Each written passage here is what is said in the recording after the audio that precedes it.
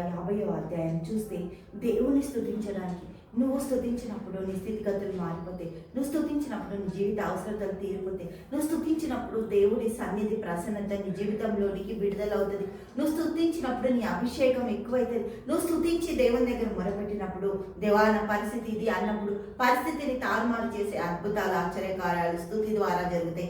50వ కీర్తన ఎంత చక్కగా దేవుడు స్తుతితో ఆరాధించి స్తుతించేటట్టు ఘనపరిచేటట్టు యెహోవాను స్తుతించుడి, ఆయన పరిశుద్ధ ఆలయమునందు దేవుని స్తుతించుడి, ఆయన బలమును ప్రసిద్ధి చేయి ఆకాశ విశాలమందు ఆయనను స్తుతించండి. ఆయననే స్తుతించాలి. ఆయన మన స్తుతుల మీద ఆధారం. దేవునికి స్తోత్రం. ఆసీనుడై ఉన్నాడు. మన స్తుతులు మనం ఎప్పుడైతే స్తుతిస్తామో మన చుట్టూ ఒక దుర్గం కట్టుకుంటామంట. స్తుతించినప్పుడు అపవాదికి చోటు లేదు. మనం స్తుతించినప్పుడు అపవాది ఎంటర్ అవ్వడానికి ఏ మార్గాలు లేవట. దేవుడికి స్తోత్రం. అందుకే కెరూబులు ఏం చేస్తున్నాయి? పరిశుద్ధుడు పరిశుద్ధుడు పరిశుద్ధుడు దివరాత్రులు పరిశుద్ధుడు పరిశుద్ధుడు ఒకటే స్తుతి అంట. దేవుడికి స్తోత్రం. నా జీవితానికి కూడా దేవుడు అంత గొప్ప ఆధిక్యతని అనుగ్రహించి ఆయన ఏం చేస్తున్నట 47వ కీర్తన దేవుడికి మహిమ కలుగుగాక 12వ వచనం చూద్దాం.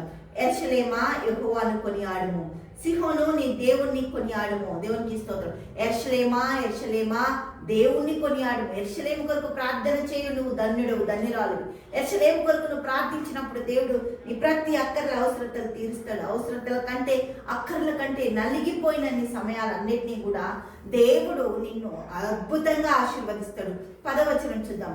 కీర్తనలు 147వ అధ్యాయము 10వ వచనం. గుర్రముల బలమునందు ఆయన సంతోషించడు, నరుల కాలి సత్వయందు ఆయన ఆనందించడు. తన యందు భయభక్తులు గలవారి యందు, తన కృప కొరకు కనిపెట్టు వారి యందు యెహోవా ఆనందించువాడై ఉన్నాడు. దేవునికి స్తోత్రం. ఆయన నీ అందు ఆనందించడానికి స్తుతించి వాక్యంతో ప్రార్థనతో ఆరాధనతో అన్ని విషయాలలో నీవు గొప్ప అద్భుతాలు పొందుకోవడానికి దేవుడు నీకు సమస్తం సమకూరుసు. దేవుడికి మహిమ కలుగును గాక. హల్లెలూయా.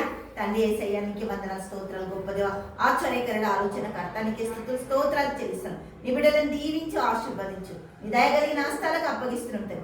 యేసు నామంలో ప్రార్థిస్తున్నాము తండ్రి. ఆమేన్ ఆమేన్